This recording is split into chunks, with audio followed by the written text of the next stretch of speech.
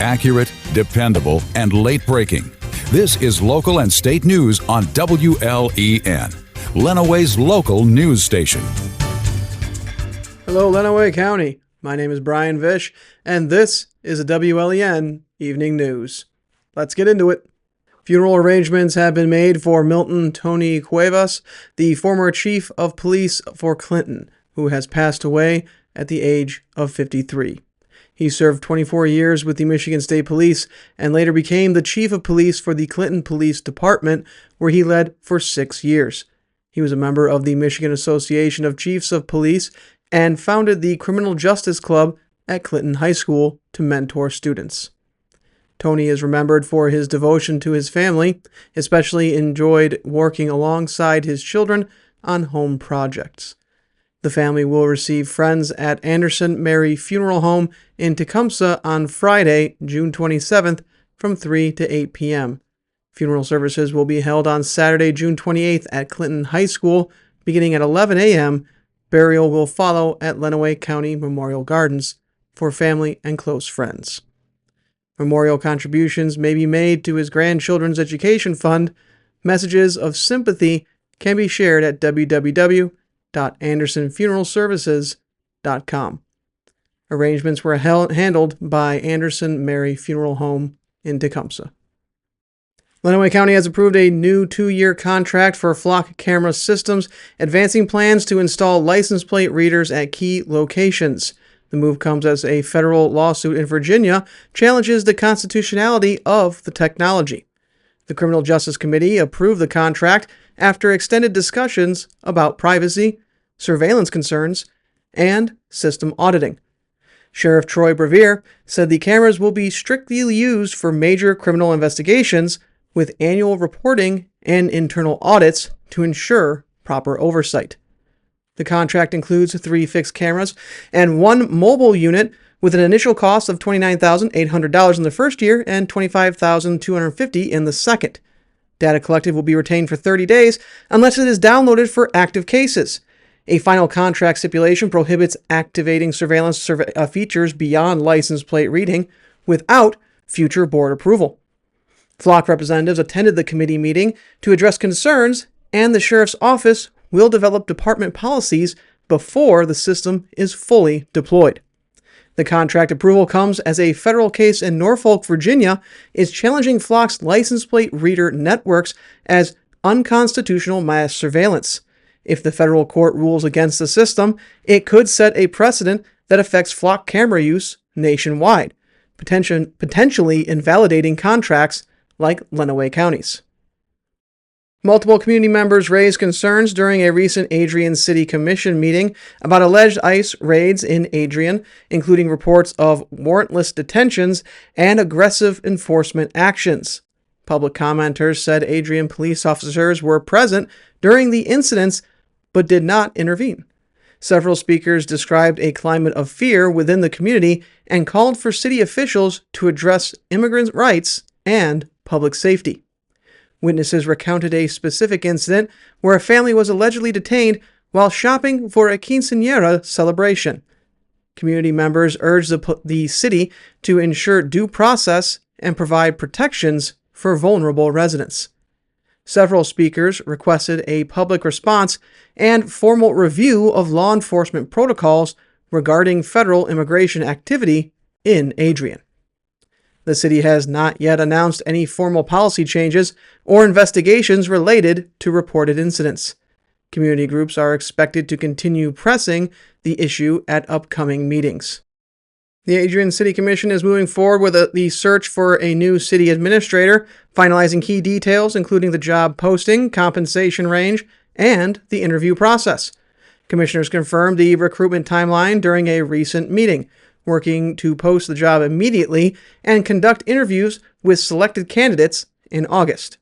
The search also includes a public engagement process tied to the city's strategic planning efforts. Interviews are scheduled for August 14th, with a community reception planned the same evening. The reception will give residents an opportunity to meet the candidates and provide feedback to the commission. The job posting will remain open until July 27th. Final candidates will be announced in early August.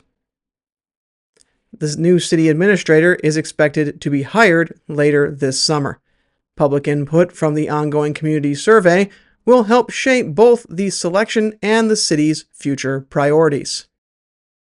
And on that note, the Adrian City Commission is launching a community survey to gather public input on city priorities and the ongoing search for the new city administrator.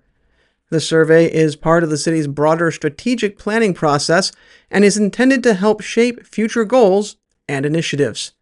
Commissioners said public feedback will also inform the qualities and experiences they seek in a new city administrator.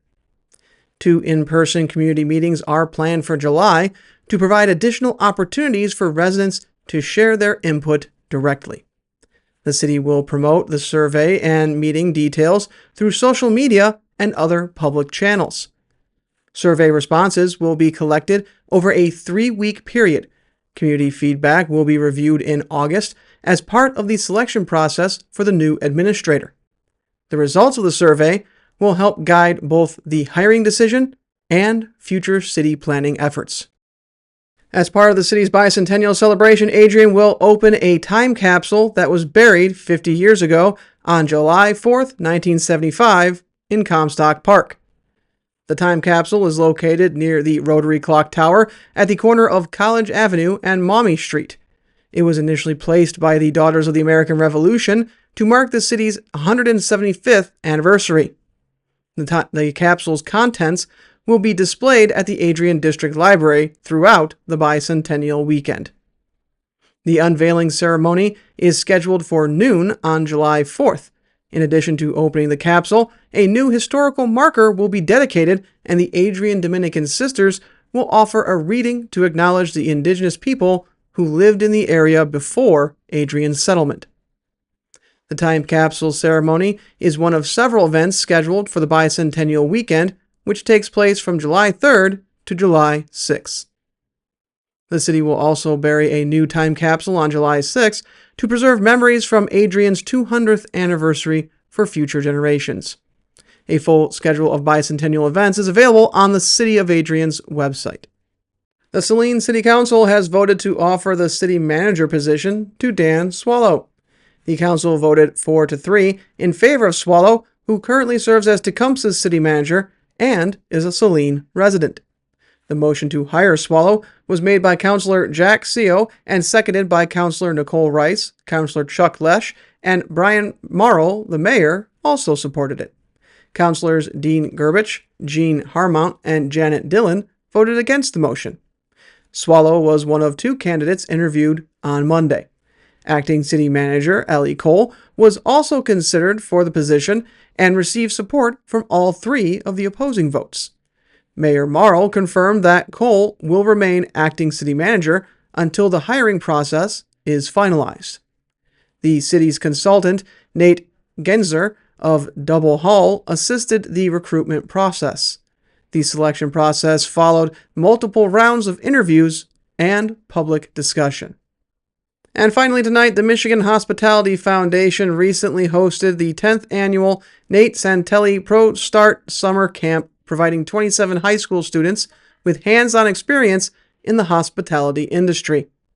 The 4-day camp was held at the Culinary Institute of Michigan at Baker College in Port Huron. Students participated in workshops on restaurant management, tabletop design, culinary arts, and team building, guided by industry professionals. Michigan Hospitality Foundation Executive Director Amanda Smith said the camp helps students gain practical skills and prepares them for the upcoming ProStart competition, a national event focused on hospitality and restaurant management. The ProStart Summer Camp honors Nate Santelli, a former Michigan Restaurant and Lodging Association education and grant manager, and continues to support students in advancing their hospitality careers. Students will continue developing their skills as they prepare for next year's National ProStart competition. Photos from the camp are available on the company's website. And that's it for the WLEN News. I'll see you tomorrow, Lenawee. Count on WLEN, Lenawee's local news station, to keep you informed with accurate and dependable information 24 hours a day.